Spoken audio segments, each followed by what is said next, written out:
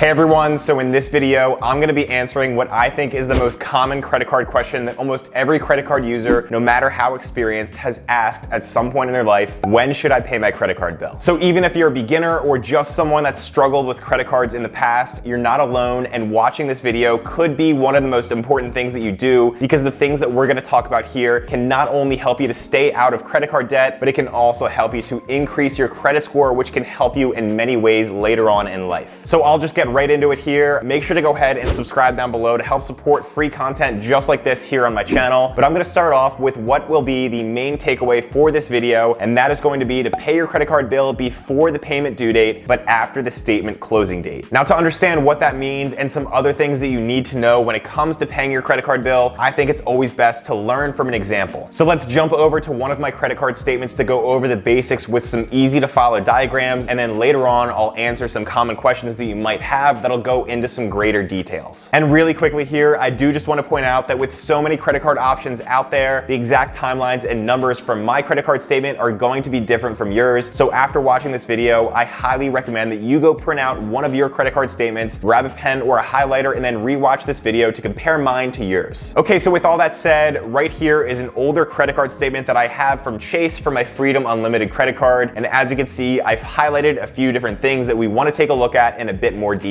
Now, first, at the bottom left here, we can see the dates that this credit card statement is for, represented by the opening date of September 7th and the closing date of October 6th. I want to point out that this is a 30-day period, and generally that's about the length of time for a credit card statement between that opening date and the closing date, but it can vary between 28 and 31 days on average, just depending on the month. During this 28 to 31 day period, which is also called your billing cycle, this is when any purchases that you make with this credit card will be added to your balance, and we'll talk a little bit more about your balance in just a minute. Now, after my billing cycle came to an end on my statement closing date on October 6th, this leads me to the next date that we want to look at here on my credit card statement, and that is the payment due date. So there's two things that I want to talk about here with the payment due date. First, that date is going to fall at least 21 days after the statement closing date on that billing cycle that I just talked about. And second is that the payment due date is going to fall on the same day each month. So my payment due date here is November 3rd, which is more than 21 days after my statement closing date of October 6th. And then for the next month, my payment due date will be December 3rd, and then January 3rd, and so on for each of the following months and each of the following statements. This period between your statement closing date and your payment due date is also known as the grace period, and the grace period is a very important thing to understand when it comes to paying your credit card bill and avoiding interest. Now, payment due dates are going to fall on the same day of the month each month, but you can adjust that if you really need to. Most of the time, all you gotta do is just call up your credit card issuer and explain that you want to change that payment due date, and they should be able to do that for you. Okay, so hopefully this image that's on the screen right now will be able to better explain this whole timeline of the credit card payment process with all those dates that I just talked about. But next, let's also focus on the two main amounts that are going to be found on that credit card statement on that first page right there. So those are going to be the statement balance and the minimum payment due. Now, if you look at my example statement here, I had zero balance to start this billing cycle. I did have a $62.25 statement balance from my previous statement, but I paid that off in full. So now effectively, starting with this new billing cycle on September 7th, my starting statement balance is $0. I chose this example here to keep things simple with a zero balance, but your situation may be a little bit different if you're carrying over a balance that is unpaid from a previous credit card statement. Then here it shows that I made total purchases of $94.97 during this billing cycle that was from September 7th to October 6th. And if we go a little bit further down this credit card statement, they'll actually itemize each of those purchases, so you can see that I made 3 purchases totaling that $94.97 amount. So from a $0 balance to start this billing cycle, plus all those purchases that I made during the billing cycle, this leads me to the new statement balance that can be found at the top of this credit card statement of $94.97. I want to point out here that I'm using the term statement balance and not current balance because there is a slight difference, and I'll get into that a little bit later on in the video with one of the common questions that I'm going to answer. Now, what also could be included here on this statement balance are any interest charges or any fees, but for me, there's none of that here. It's just those 3 purchases that I made during that 30-day billing cycle. Then below that is where we start to get into some trouble for some people, because while we can see that my overall balance is $94.97, like I've said before, Chase is going to say to me, okay, you only owe us $35 as a minimum payment, and if you pay us that by that payment due date, we'll report that as an on-time payment to the credit bureaus, so you'll still be in good standing with us, and we won't charge you any late fees. This minimum payment amount is going going to vary on each credit card statement, but usually it'll be the higher amount of either 1 to 2% of that statement balance, or around $25 to $35. And the really important thing to know here is that this amount is intentionally designed to be low, and sometimes it can trip up unsuspecting cardholders. Now, what I mean by this is if we take a look at this statement, we can see that it says new balance of $94.97, but minimum payment due of $35. The trouble here is that many people will quickly see that word payment and then assume that that's all they should be paying, even though Chase does very clearly state below that with a warning that paying only the minimum amount due is going to result in extra interest charges, and it'll take you longer to pay that off over time. So what we need to do is pay back that entire statement balance of $94.97 by the payment due date of November 3rd, not just that minimum payment amount of $35. And when we do this, this is called paying your credit card balance in full. If we just paid any amount below that full statement balance by November 3rd, so for example, if we only paid $35 as that minimum payment, that would still leave us with a balance remaining of $59.97 that would then carry over from this credit card statement to the next one, along with an accrued interest charge. And we won't get into the full details of credit card interest here in this video, but just know the credit cards charge some of the highest interest rates out there, with APRs somewhere between 15 to 25% on average. So credit card debt is definitely something that we want to avoid as much as possible. We do not want to carry over a statement balance past that payment due date. Now, I've said this before in previous videos, but I recognize that everyone out there has their own financial situation and everyone out there has their own financial difficulties. So some of you watching this may be living paycheck to paycheck and struggle to pay that statement balance in full. If that sounds like you, then make sure you at least try to make that minimum payment amount, because by doing that, then at the very least, that payment amount will get reported to the credit bureaus as an on-time payment and positively affect your credit score. And by the way, I'm always looking for new video ideas here on this channel, so let me know down in the comment section below if you'd like to see a video about credit card debt and some tips for dealing with that, because that's a video that I would love to make. Okay, so that pretty much covers all the main things there is to know about a credit card statement or a credit card bill. But next, let's answer some common questions that people have about their credit card statement, because of course, things do get a little bit trickier when we introduce some other terms and some other variables. So first question, what is the difference between a statement balance and a current balance? Now, I mentioned this earlier in the video, but this one is pretty easy to answer. A statement balance is exactly what I showed you on my credit card statement example from before. So to calculate my statement balance, I just take all the purchases that I made during a billing cycle, which was $94.97 for me. I then add any interest charges or any fees on top of that, which was $0 for me. I then add those things to my previous statement balance and subtract any payments that I made during that billing cycle as well. Since the only payment that I made was to pay off my previous statement balance in full, which was $62.25, I started this billing cycle on September 7th with a $0 balance, then made $94.97 worth of purchases with 0 interest and fees. So on October 6th, when my billing cycle came to an end on that closing date, my final statement balance was $94.97. Now, I like to look at my statement balance as a snapshot in time because it represents my credit card usage over one specific 30-day billing cycle. But on the other hand, for my current balance, I like to think of this as more of a live look at my overall credit card balance, essentially in real time. My current balance will take that statement balance, which was locked in as of October 6th, and then it'll add any new purchases and subtract any new payments made after that date. So if my credit card statement closed on October 6th at $94.97, but then maybe a few days later I made a purchase for $100 on October 10th, my statement balance would still be locked in at that snapshot of $94.97, but my current balance would be $194.97, assuming that that $100 purchase was posted immediately and was not pending. And that $100 purchase would then also show up on my next credit card statement for the following billing cycle, which would begin on October 7th and end on November 6th. So I still only owe that $94.97 on the first payment due date of November 3rd, and then that $100 amount will be due on the following payment due date of December 3rd. I know that gets a little bit confusing with the overlap that there is between the current payment due date and the beginning of the next billing cycle, so hopefully all the diagrams and pictures that I showed on the screen can make that easy to follow. If anyone has any questions, please leave them down below in the comment section and I'll do my best to respond, or one of my many amazing subscribers can help to respond as well. You know who you are. You guys really do help to keep this a great community here by answering to those questions and comments, so thank you so much for doing that. All right, the next question is, how does credit utilization come into play when figuring out when to pay your credit card bill? So credit utilization is one of the two most important factors to understand when it comes to your credit score, and I talked about these two important factors in another video that I'll link up here on the screen and down in the description below that you should check out later if you haven't already. But the basics of credit utilization are this: you just take your statement balance, so in my case $94.97, then you divide divide that by your credit limit. So for me, on this Chase Freedom Unlimited credit card, that is $8,900, and that gives me a credit utilization of about 1%. Now, when it comes to the utilization percentage, the lower the better. So ideally, you want to keep it below 10%, but really as close to 1% as possible, because 1% tends to be the best. A 0% utilization if you have a $0 balance on your statement closing date is also okay, but research and data seems to show that 1% as a credit utilization seems to be just a little bit better when it comes to credit scoring models compared to 0%. Really, I've had both low single-digit utilizations and 0% utilizations reported for me, and honestly, both have served me very well. So as a general rule of thumb, I just like to say to people, keep that credit utilization as low as possible. But let's say that in my credit card statement example that I had a balance of $4,450 instead of a balance of $94.97, and it was October 2nd, so I knew that in a few days my statement was going to close on October 6th. My credit utilization with a balance of $4,450 and a credit limit of $8,900 would be 50%, which is definitely on the higher side, and that would likely negatively affect my credit score if that got reported to the credit bureaus. Now, I've kind of referenced this already, but generally on that statement closing date, which is October 6th in this example, that is when the credit card companies are going to send all of my information, including my credit utilization information, to the credit bureaus. Again, things may vary depending on your credit card issuer, but generally speaking, that is when most credit card companies are going to report that information to the credit bureaus. So what I can actually do in this situation is I can submit a partial payment to my credit card company before the statement closing date, and what this does is it lowers my current balance or my live balance on this credit card account by whatever amount I submit that payment for. That way, when the statement closes on the statement closing date of October 6th, the balance will be much lower than that $4,450 amount. It'll be really whatever I want it to be, so that when that snapshot is taken of that statement balance and that information is reported to the credit bureaus, I can essentially control what my credit utilization will be. Let's say that I choose to make a payment of $4,200 on October 2nd, which would then lower my credit card balance from $4,450 down to just $250 on an $8,900 credit limit. When the statement closes just a few days later, that newer, lower balance of $250 is going to be reported as my statement balance instead of $4,450 if I did nothing. So now my credit utilization is much, much lower at 2.8% as opposed to 50%. So the takeaway from this question and from credit utilization is this: just make sure that you're familiar with things like your statement opening date, your statement closing date, your credit limit, and your current balance. As that statement closing date approaches, just make sure that your current balance is not too high relative to that credit limit. If it is, then try to make some partial payments before the statement closes and you should be good to go. Just make sure to pay off any remaining statement balance in full by the payment due date, which again will fall at least 21 days after the statement closing date. And then the last question that I wanted to answer here, and this is really the most important question for a summary of this video: should you pay your credit card's minimum payment amount, the statement balance, or the current balance by the payment due date? Well, for this, like I said before, paying the minimum payment is not going to be a good option because it will cause you to carry a balance and accrue interest charges, but it's better than not paying anything at all or paying less than that minimum amount. If you do not make at least that minimum payment, then you could face a late fee, and it could get reported to the credit bureaus that you missed a payment, which will lower your credit score and affect you much further into the future. So definitely make at least the minimum payment, and ideally pay a little bit above that as well, as much as you can afford, because that will bring down your overall balance and decrease the amount of interest that you'll owe on the next credit card statement. Also, if you do find yourself consistently struggling to pay off a credit card statement in full and you're only paying that minimum payment amount or just slightly above that minimum payment, then I would highly suggest that you reconsider using credit cards at all. Maybe cut them up for a short period of time until you can get better control of your financial situation. Maybe lower your expenses and increase your income as much as you can. Create an emergency fund or other things like that. Those things are going to be much more effective for your overall financial health, as opposed to digging yourself into a hole of credit card debt with high interest, because that is a hole that's very tough to dig yourself out of. So the goal should be to pay your statement balance in full by the payment due date, just like I showed you earlier in this video with that credit card statement example. You could also pay your current balance in full anytime that you want to. Remember, you don't have to do that. You just need to focus on that statement balance, pay it by the due date, and that will avoid any interest charges, and it'll go down as an on-time payment, which will positively affect your credit score. But also keep in mind credit utilization, like we just talked about, because if you see your current balance getting a little bit too high relative to the credit limit as that statement closing date approaches, you may want to consider making a partial payment to that credit card account to lower that balance. That way, when the statement closing date arrives and that snapshot is taken, the information that's sent to the credit bureaus looks good. It has a lower credit credit utilization ratio, and then your credit score can be positively impacted instead of negatively impacted. And again, you really want to understand credit utilization and payment history because those are the two most important factors affecting that credit score. I highly recommend you go check out another video that I made that I'll put over here talking about those two important factors in much more detail. But let me know down in the comment section below if this video was helpful for you to understand when to pay your credit card bill. And as always, I just want to say thank you so much for watching this video. I hope that you have a great day, and I'll see you in the next one.